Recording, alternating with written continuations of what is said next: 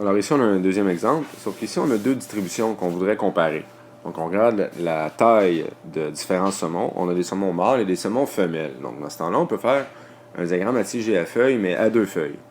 Donc, du côté gauche, on a décidé de placer les mâles. Du côté droit, on place les femelles. Un peu comme tout à l'heure, on décide la position qu'on place sur notre tige. Ici, étant donné qu'on a plusieurs centaines, on a décidé d'y aller avec les centaines parce que si on avait mis les dizaines, on aurait eu un diagramme qui aurait été probablement long comme 2 pages.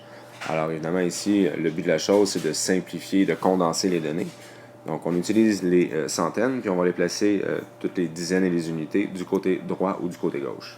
Donc on va commencer par les mâles. Les mâles, on commence avec le 115, donc je vais aller placer 15 en premier ici. Remarquez que là, on va les placer de droite à gauche.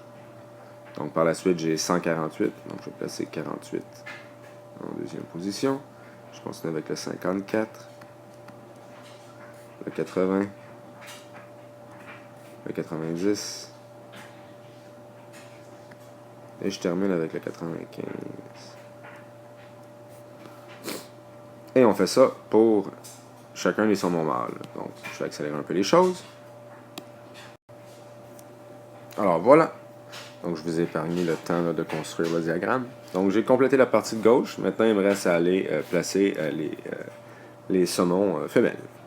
Donc, on commence par le premier qui est 105. Et là, remarquez qu'on fait comme dans la première partie, dans le vidéo précédent. Donc, on les place en ordre croissant de gauche à droite. Donc, ensuite, j'ai 112, 136, 152, 180.